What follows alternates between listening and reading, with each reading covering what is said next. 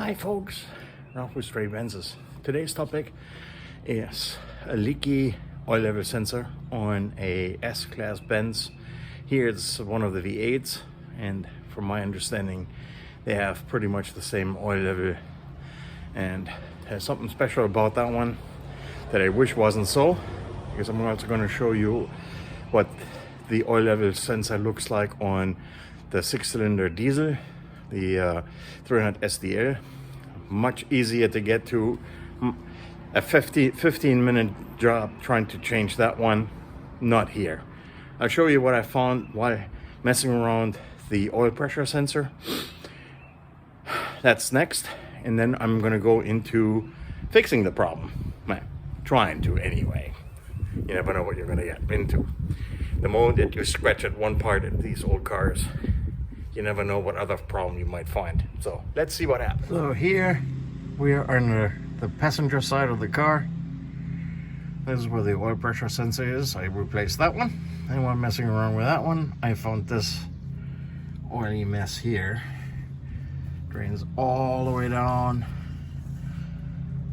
here, all the way down there. It's amazing that it didn't hit the exhaust and smoke bombs anything, but I've always been wondering why is the problem worse when topping things the oil level off, but that's where that is, and that's the oil level sensor. And now to the unfortunate part. This is a part that gets pushed through from the inside of the engine out, and there's only a little clip that you can see the ends, the open end of right there. And well, so I'm gonna try hopefully getting away with having to change the secondary pan, which is the screws that you see here. Hopefully the primary old pan, removing it will do it. Taking the clip out, I got a new O-ring, and that will hopefully fix this nuisance problem. You can see that's created quite a bit of a mess. I drive between 200 and 500 miles each week, and this nasty oil leak needs to stop. It's not nice, the environment, it's getting to be expensive too, but this is what can happen. In a little bit I'll show you what the oil level sensor looks like on the diesel, which is, you will see right away, it's a much simpler O-ring or seal and problem to fix. Alright, I got the oil pan off, but not without a couple of surprises. So this bracket that you see here that helps hold the compressor, those two screws have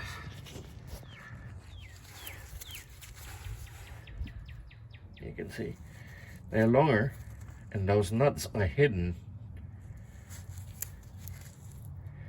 They are hidden behind the bracket, so you need to counter hold those nuts and then loosen these and take them out.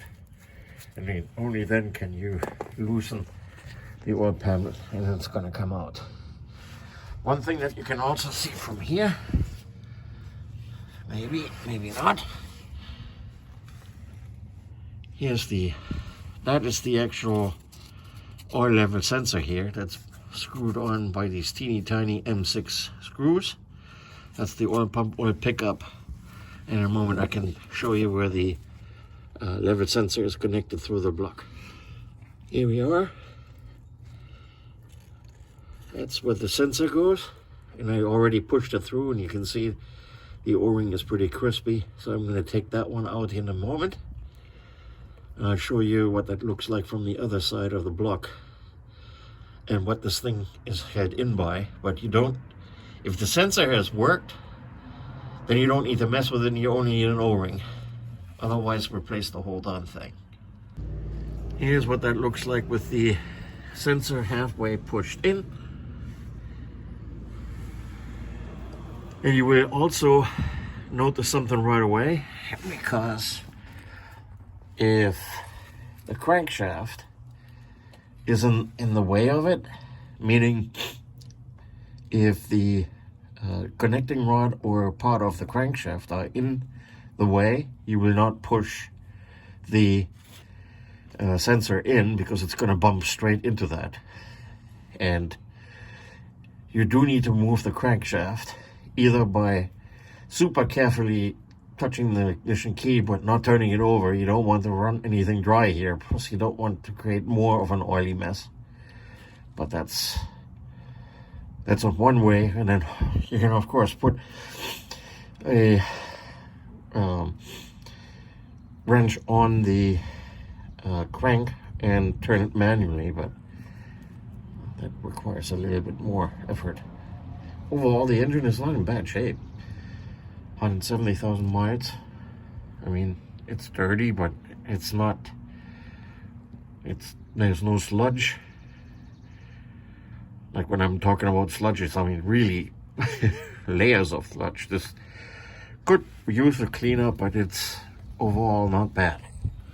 This is the little clip. Small little sheet metal clip. Don't lose it. That's holding that sensor into place. You take a couple of needle nose pliers, pull that off, and once we've taken the old O-ring out and put the new one on, we're gonna secure it using this clip. Alright, this is the culprit. That thing is rock hard,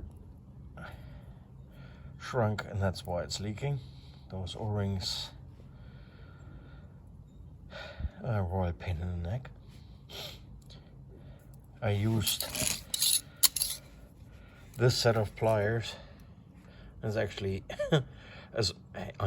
I abuse this on a regular basis. This is a tool normally used for removing my spark plugs. But with this one, I was able to grab the limit sensor probe. Hold on. And there it is. Finally installed. I had to pull pretty hard on this in order for the new O-ring to finally pop back into the hole that the sensor. Well, this is actually just the plug that goes into this hole in the block, and then the little clip that needs to go around it. So you do need to be careful because you don't want to cut the O-ring.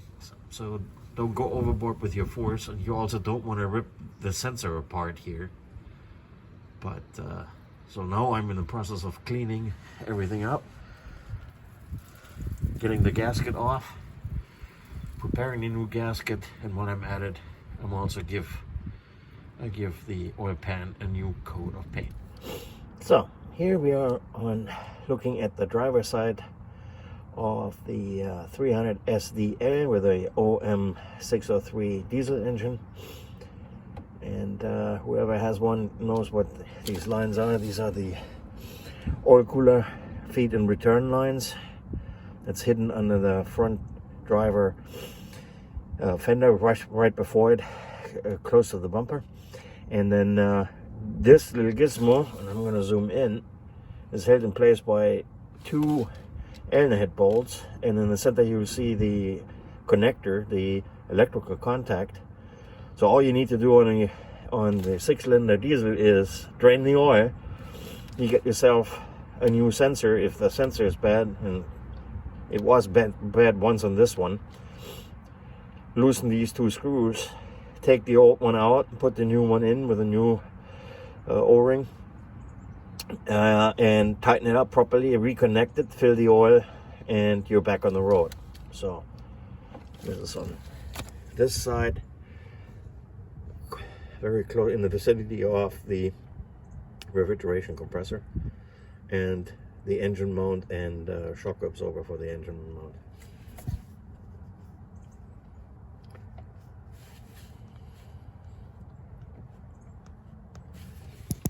All right, put a new gasket in, fixed up the oil pan as best as I could, cleaned it up to the extent possible, and now we're gonna top off oil, and we should be in ship shape. All right, folks. Another episode is on the books. The oil level is right up to max. Cranked it up, topped it off again, no leaks. The sensor still works, which is good.